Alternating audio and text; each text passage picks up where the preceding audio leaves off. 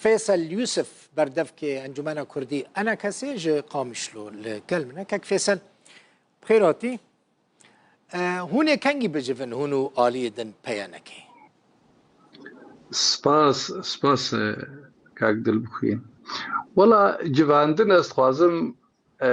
تجي وطماشفان هي يعني تجاري عام وك انجمنان اجتماعي كردي ما خوشبر ندا يعني كي وقتي دست بيك 2020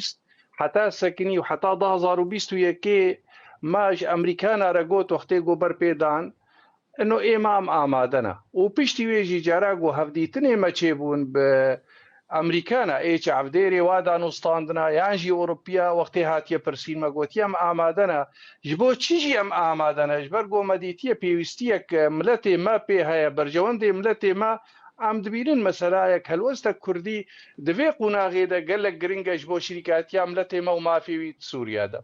ابدا آلية خدا ما تبرس جريك ندانينا ليش آلية دي تريس خواز مز بيجم شخوا ام ندست هلاتك الفيدي نما كسك قرتيه ما انجومني ايريشيل سر مقراتي ما ايريشيل سر كوم جواتي ما اشتياني قوم دعوا بردانا قرتيا كريا يانجي ايريشيل دراكانتني دش آلية دينا هات نسكنان غير يجدبي هناك بربرسي واجي زيدي جارك يبدو دواسيا نعم دبونا وانا آلية دان وصاني بانجومني ليدوينا بريرس خواز مز بيجم يعني هر وقتی ما خواستی و هر وقت ایرو جیم خوازن لی رونشتن جی و دانستاندن دوی بنگه خوش جره چه به وقتی با امسر ماسی رونن ام نبرنگه کی حوالی مزنزان هذا قرتي اب اجوائي نخوش دوی اب وضع فبي او مذكرنا امريكانا وبريز مظلوم ده ضربوا بيس ما قاش شاده ما قلتي ام جيره امدنا كي كيلكا بخوازن امدنا جبر از دوبارت برجوان دي ملتي مدبيك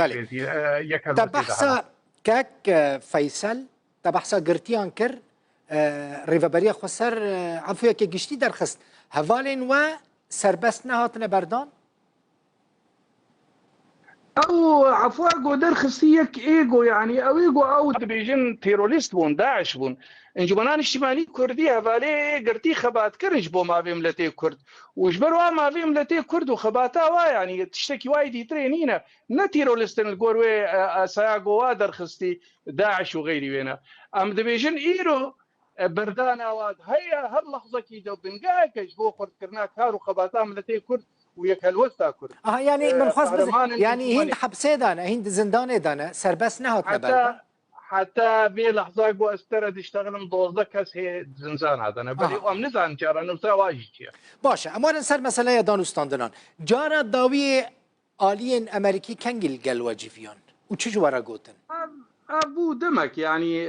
امو امريكانا هر وقت يعني تكليه ما قلت نبونا وهر وقت جارا هاتيه فرسين نزوده هاتيه فرسين هاي بك دو تشيبو ما قوتيه مع مادنه يعني اطاري آرامی اطاره پیش گرتنا ملت ملویدی آریکاری بواره هر وقتی ما گوتی ام دویده آماده یعنی سبب کو دانستاندن دست به ناکن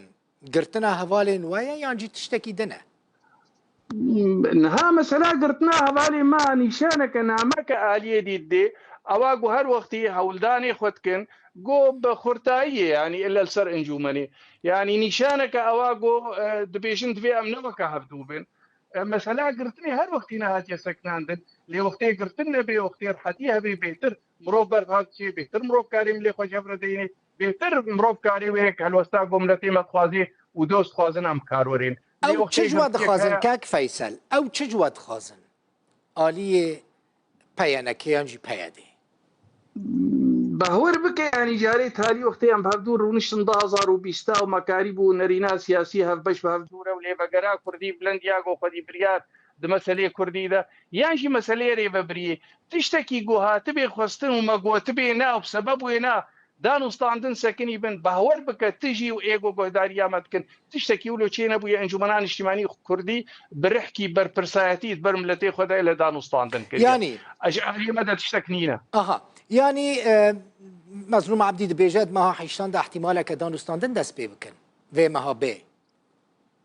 كاك مظلوم جيزاني يعني اجوائي قد نها مثلا هاتي بيدا كرن افغرتي ما ايرو دوزدا كسي قو قرتينا هلا اي بريد ناب مفاوضات هذا او دينا الي كيدي ابي ريشي سر انجومني ريشي او في سي وهر وقت وثيقه كويش وقع عندي وامريكان اجي وقع عندي بيد بي دا ايرو دا جماعه ما دنا نهاي باشتاتني بس برنجا كيبو برا مفاوضات اذا الي وكها بوم لا بو برجواندي ملت ارمانجي ملتي وبشعب ديريا دولتك هذه مظن دنيا ده كلام كرياني انه مثلا امريكان وجديت ونجديت بيجمع امريكان حسابات هناك الوقتين نجدي بالنحو جايب خازن ليش ما تيخوستن وقت يقول امريكان نابدا من هاجا لفكرك سياسي بي هاجا يخستني بي هاجا ياك هالوسام التي ما بي يبقى جرينجا دولتين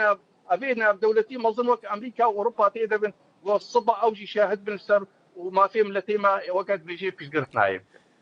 قالك سباس مالا تافا فيصل يوسف بردفكي انجمانا كردي انا كسيج قامشلو